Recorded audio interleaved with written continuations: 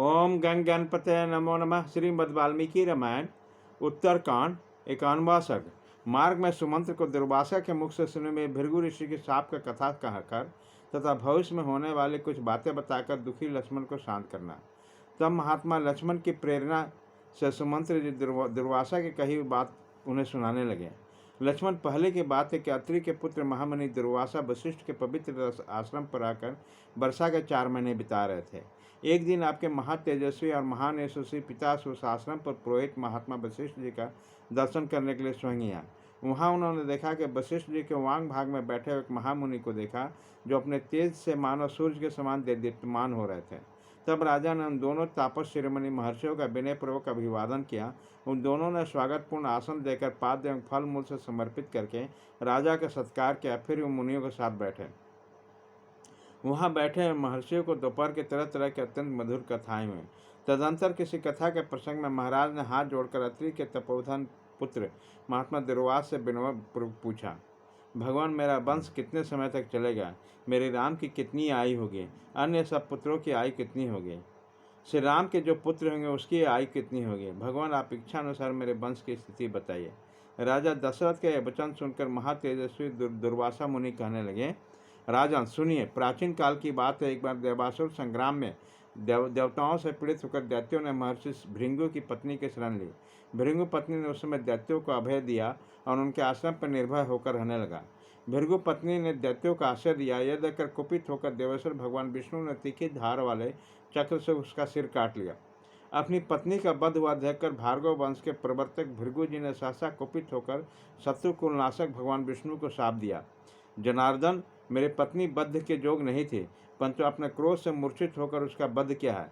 इसलिए आपको मनुष्य जन्म में जन्म लेना पड़ेगा और यहाँ बहुत वर्षों तक पत्नी वियोग का कष्ट सहना पड़ेगा।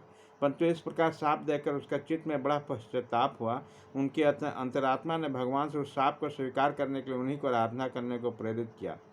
इस तरह शाप के विफलता के लिए भय से पीड़ित होकर भृगु ने तपस्या द्वारा भगवान विष्णु की आराधना की। तपस्या द्वारा उनकी आराधना करने पर भक्त वत्सल भगवान विष्णु ने संतुष्ट होकर कहा, महर्षि, संपूर्ण जगत का प्रिय करने के लिए मैं उस शाप को ग्रहण करूंगा। और इस तरह पूर्व जन्म में विष्णु नामधारी वामन अवतार के समय भगवान विष्णु को भृगु ऋषि का श्राप प्राप्त हुआ। दूसरे का मान देने वाला निर्श्रेष्ठ वे ही इस भूतल पर आकर तीनों लोकों में राम नाम से विख्यात आपके पुत्र हुए। भृगु के शाप से होने वाला पत्नी वियोग रूप में जो महान फल है वह अवश्य प्राप्त होगा।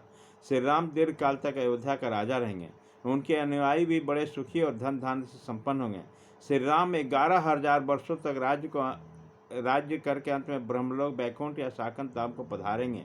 परम दुर्जय वीर श्री राम समृद्धशाली अश्वमेध जगों का बारंबार अनुष्ठान करके बहुत से राजवंशों की स्थापना करेंगे। श्री रघुनाथ जी को सीता के गर्भ से 2 पुत्र प्राप्त होंगे। यह सभी बातें कहकर उन महातेजस्वी महामुनियों ने राजवंश के विषय में भूत और भविष्य की सारी बातें बताई। इसके बाद वो चुप हो गए। उन दुर्वासा मुनि के चुप हो जाने पर महाराज दशरथ भी दोनों महात्माओं को प्रणाम करके फिर अपने उत्तम नगर में लौट आए। इस प्रकार पूर्व काल में दुर्वासा मुनि की कही हुई सब बातें मैंने वहाँ सुनी और अपने हृदय में धारण कर लिया, उन्हें किसी पर प्रकट नहीं किया। ये बातें असत्य नहीं हो गई। जैसे दुर्वासा मुनि का वचन है उसके अनुसार श्री रघुनाथ जी सीता के दोनों पुत्रों को अयोध्या से बाहर अभिषेक करेंगे, अयोध्या में नहीं। नरश्रेष्ठ रघुनंदन, विधाता का ऐसा ही विधान होने के कारण सीता तथा रघुनाथ जी के लिए संताप नहीं करना चाहिए। आप धैर्य धारण करें। सूत्र सुमंत के मुख से अत्यंत अद्भुत बात सुनकर लक्ष्मण को अनुपम हर्ष प्राप्त हुआ। वो बोले, बहुत ठीक, बहुत ठीक। मार्ग में सुमंत और लक्ष्मण के इस प्रकार बातें कर रहे थे कि सूर्य अस्ताचल को चले। तब उन दोनों ने केसनी नदी के तट पर रात बिताई। इस प्रकार श्री वाल्मीकि निर्मित आर्ष रामायण आदि का आपके उत्तरकांड में 51वां सर्ग पूरा हुआ।